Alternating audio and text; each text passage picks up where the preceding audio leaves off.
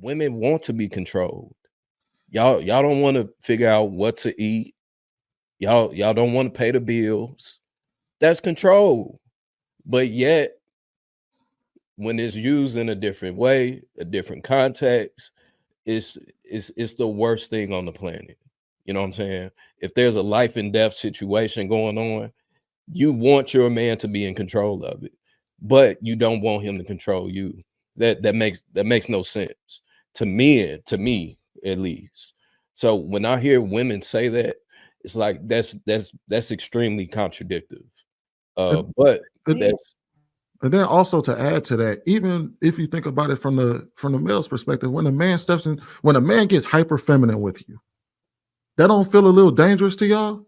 they lose When a respect man for when a man starts what even is that? Can you explain for that? instance, What is you know how y'all ladies can have a war of words and it be, you know what I mean, insults being thrown left and right and everything, and y'all, and imagine when a man comes down to your level, how quickly, and the same goes for y'all. If your homegirl starts talking too crazy to you, you'd be ready to smack the shit out of her too. So when a man comes down to your level and he jumps into his femininity, gets to going back and forth with you, waving his hand, calling you out your name, and digging and you know, taking them like verbal jabs and personal attacks on you and stuff like that, then you ready to smack the shit out of him. It gets really dangerous when we both stop operating outside of the way we're supposed to communicate with one another. That it gets is extremely chaos. dangerous. That is chaos. That's two like masculine energies or two feminine energies that are like bumping heads, right? Like that's why it's necessary for men and women to balance one another out. Everyone has both masculine and feminine essence, right? So I like, you know, when men get to talking about the fact that the majority of the women that they deal with are masculine, or complaining about the fact that these women are out here being masculine, I'm left to wonder if that means that you're just too feminine for those women, because why are you always around masculine women? Well, Masculine essence is attracted to feminine essence. It's balance. It's nature. Like this. Mhm. I don't. Mhm. Let me give an example real quick. Let me give my okay. fault. Finish it. Like for instance, with men, like what Sweeney was explaining with Viz, you know, we understand the possibility of, you know, if their masculine energy is clashing, there's the possibility of violence. Just the possibility. Say you're in a car with a woman, you get pulled over by the cops, and she starts barking at the cop, you know, masculine energy, you know, why you pulled them over? You know, she's popping off. I'm chilling in the driver's seat, but she's, you know, she feels some type of way about it. In our mind, we know how this can go left for her. She may feel a little, she may not feel that because she doesn't deal with that regularly, as far as how cops deal with men, black men in particular. She may not feel that, but we know in our mind this can go so left and we can end up with a clothing line. She may not feel that, so she has that authority to say and talk how she wants to talk and escalate the situation. That type of masculine energy that can go bad. See, the movie Queen and Slim is literally that same exact example. Queen and Slim, they got pulled over by the police. Dude was, you know, trying to just play it cool. She popping off. Even Get Out. Get Out. Same thing happened. He trying to be cool. She popping off. You know what I'm saying? So we know this. We see it. You know what I'm saying? So it's not men just saying that women are acting masculine. Is no, you being combative. You're not even in line right now. Combativeness is masculine. Being combative is masculine. Like that. Like if we're bringing this back to nature. If you are in a combative space, you are being masculine, whether you're a man or a woman. Like there are ways that you can be catty and combative, and people will try to say that that's feminine, right? Because they're trying to shame men for reacting in a way, right? But it's still somewhat, it's catty, but it's still masculine. You're being combative. Like and there's levels to it, right? Because you could be combative and be dysfunctional, or you can be combative and be solving an issue. And it's who can assert themselves more in the situation that typically wins, right? But Yeah, that's not a place that women should be in, though. All right, I want to wholeheartedly. I'm not saying that that's a place that women should be in at all. All right. Like, I do want to get Chanel and Allie in there real quick before we transition to make sure they want to add to the conversation. Go ahead, Chanel.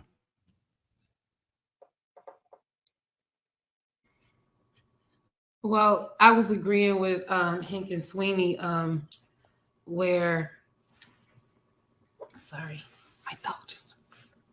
I was agreeing with. I'm still just on the gender role thing, and it's just interesting because I think that it takes a certain type of woman to bring that out of a man to communicate. And I think also, like you guys said, how she communicates as well. I have a best friend. We're both from Gary. We both have 2 different backgrounds. She cussed her boyfriend, her baby daddy, out. I don't give a F. And I be on the other line like, dang. And then she want him to be a man and she want him to act, to handle things and make decisions. And I just be like, I'm not like that. I'm not like that. I don't need to win over a man in a household. But I have been in a toxic relationship where that was taken advantage of, by the man. And I don't know if it's because he wasn't sure about himself and his masculine energy. So I think it just takes a certain type of woman and a certain type of man. I go by alpha and beta, alpha male. When some people are saying masculine and feminine, but I think both genders have both of those. But when it comes to masculine energy, I just think a lot of men just don't know how to handle that. And I think it comes from, again, like I said before, the way they were raised and the men that's been around them. And the thing, I did put in the chat the definition of combative is ready or eager to fight, eager or quick to argue or quarrel. Understand that both of those things are extremely bad when dealing with the opposite sex. It can be extremely dangerous when dealing. So a woman that's quick to argue or quick to fight or quick to, to jump into something with a man, that elicits a very bad response. Just like a man that's quick to argue, quick to quarrel with a woman can elicit a very bad response and create a very toxic relationship. So when men are saying that they don't want a masculine woman or a combative woman, that's what they're speaking to. I don't need somebody that's always quick to want to fight me.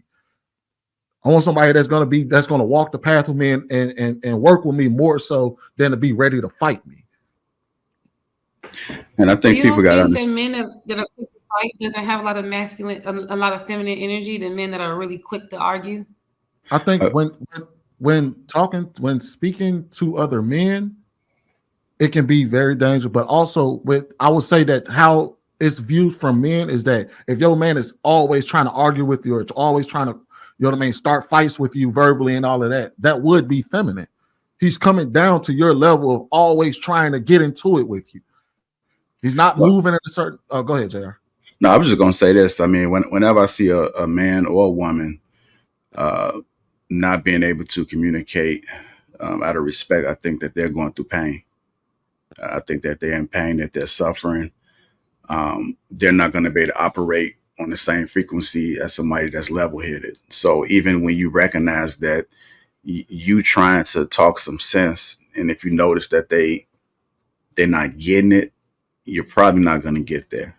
You have like a deeper issue. So whenever I see a man, I don't equate to him being feminine. I think how the world operates, that's the way that most people look at it. Like, you're going toe for toe, you're going back and forth with this woman. That's what women do. But whenever I see a woman that can conduct herself in a certain way, I think that she's suffering. That it's something that hasn't gotten resolved, and it may not necessarily be you. So you can either add to it or you can either walk away. If it's something that you invested some time in, then maybe you might want to go through that healing process, but something has to be done. And it's not even a guarantee that they're going to be 100% healed, because it took some time for them to be able to get to that. And they probably been operating that way for a very long time. And so you trying to change, it ain't going to happen overnight. So do you even have the patience to even process with that person? Think about a man that's like impulsive. He doesn't have any control over his emotions, don't know how to even regulate them. Like, we're all human. And I do think that we have those energies where we feel. Now, whether it carries over to the outer, to the external, that's a different story. But it's a lot of times I feel different things, but I just regulate and say, well, we're not going to operate like that. There's been times that I wanted to smack the SHIT out of some people, but I just kind of hold myself because I look at the bigger picture, I look at everything and say, is it even worth it? Do I have something to lose? Where is it going to get me? What are the possibilities? Is it like, how's the brand going to be looked at? How's I'm going to look to my family and my kids? What if this happens? I just look at everything possible before I act, if I can. And then even with that energy too, bro, you find somewhere to redirect it. Just as you said, we're all human beings. We're all going to experience emotions on every level. Men, of course, we typically hide more of the emotions than women, or place it in a different place. But we all are going to experience it. So it's all about, one, finding the balance in that, and then two, using that energy that you don't want to put towards something that'll have a grave effect on you, and placing that somewhere else where it's going to still be productive and positive. And then also, I think when it's, say, for instance, me being quick to fight with Viz isn't seen in the same light as me being quick to fight with Lady Margaret. Me being quick to fight Viz ain't gonna be seen as feminine. It's just gonna be seen as two alpha dogs trying to go at it. But me trying to come down to your level, Lady Margaret, and try to be quick to fight with you is gonna be seen differently. You're gonna see that as feminine. And the reason why is because we're both taught how to talk to one another, because we're different. I have to learn how to speak to you as a man, and you have to learn how to speak to me as a woman, because we can't be that with one another, because there's a difference in strength, a difference in emotions, a difference in how we handle things, and it can be extremely violent. Now, I agree with that to a degree, but I think it's very dangerous to assume that just because a man is a man, that he's above a woman. Not all men are created equally, just like not all women are created equally.